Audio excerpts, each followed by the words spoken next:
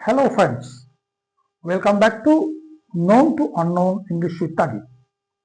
ඉංග්‍රීසි භාෂාව දෙවන භාෂාව වශයෙන් ගන්න ඔබ සියලු දෙනාටම අත්ත ලක්වන ඉංග්‍රීසි පන්ති.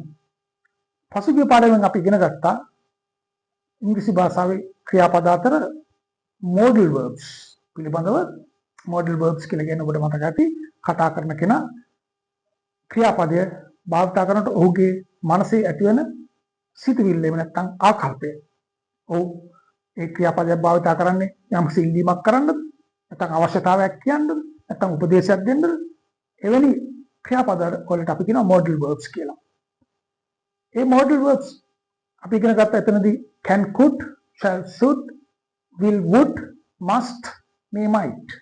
මේ ක්‍රියාපද අතර තම වැදගත් ක්‍රියාපදයක් තියෙනවා would. අපි නිතරම එදිනදා ජීවිතයේදී භාවිත කරනවා would කියන ක්‍රියාපදයේ තනියම ගත් කල තේරුමක් නැහැ. නමුත් would කියන එකට functions 8ක් තියෙනවා. වාක්‍ය වල යෙදෙනකොට ක්‍රියාකාරකම් 8ක්. අපි බලමු පළවෙනි ක්‍රියාකාරකම. අද ඔබට මම 4ක් උගන්වනවා. past form of will. will කියන ක්‍රියාපදයේ අතීත රූපය ලෙස අපි would භාවිත කරනවා. තව විදිහට කිව්වොත් future in the past.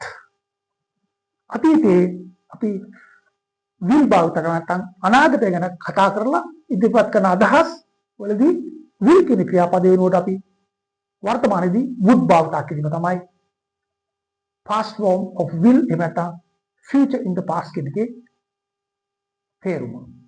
අපි බලමු යම්කිසි කාන්තාවක් කියනවා I will come tomorrow. මම හෙට එන්නම්. මම නැවත තව කෙනෙකුට කියනවා මේ විදිහට. She said she would come tomorrow. එයා කිව්වා එයා හෙට එනවා කියලා. මේ පැටර්න් එක අපි භාවිත කරනවා මේ will කියන එක would විදිහට reported speeches. එතනදී අපි මේ වාක්‍ය දෙක එකව කිරීමට that භාවිත කරන ඒ වගේම tomorrow කියන time expressions එක වෙනස් වෙනවා the following day හැටියට. ඒක වෙනම පාඩමක්. අපි reported speech ඉගෙන ගන්නකොට ඉගෙන ගමු. දැන්ට භාවිත කරන්න will කියන එක අනාගත form එක would කියලා මතක තියාගන්න.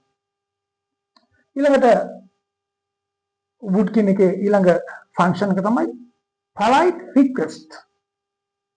විනීත ලෙස අපි යම්කිසි ඉල්ලීමක් කරනවා. ගරු සරු ඇතුව. එතෙන්දී අපි would භාවිත කරනවා. Would you open the door? පොඩ්ඩක් දොර අරින්න පුළුවන්. අපිට මෙතනදී will භාවිත කරන්න පුළුවන්. නමුත් will වලට වඩා ඉංග්‍රීසි භාෂාවේ කියනවා would කියන ක්‍රියාපදයේ තුල politeness එක වැඩි, විනීතකම වැඩි. ඊළඟ function එක තමයි polite offers. විනීත ලෙස යමක් පිරිනමනවා. Would you like some tea? තේ ටිකක් බොන්න කියන අදහස නැත්නම් තේ බොන්න කැමතිද? එහෙම නැත්නම් ඔබට තේ ටිකක් ඕනද කියලා අපි යමක් පිරිනමනවා. Would you like some tea? ඊළඟ function එක තමයි imaginary situations. මවාගත් අවස්ථා පිළිබඳ ඉදිරිපත් කිරීමද අපි would භාවිත කරනවා. එහෙම නැත්නම් අපි කියන conditional sentences කියලා කියනවා. ඒල කියන්නේ කොන්දේශයක් මත ඉතින් අපි භාවිත කරනවා if කියන conjunction එක යම් කිසි කොන්දේශයක් මත යමක් කරනවා කියලා අදහස් කිරීමේදී අපි භාවිත කරනවා ඒකේ past tense එකේදී would කියන එක. If I were rich මම පොහොසත් හිටියා නම් I would travel the world. මම ලෝකේ පුරා ගමන් කරනවා. ඇවිදිනවා. ගමන් කරනවා කියන අදහස තමයි එතනින් එන්නේ. එතන would භාවිත වෙන්නේ imaginary situation එකක්. අපි මවාගත්තු දෙයක් ගැන ඉදිරිපත් කිරීම සඳහා. හොඳයි අද අපි ඉගෙන ගත්තා would යේ function 4ක්.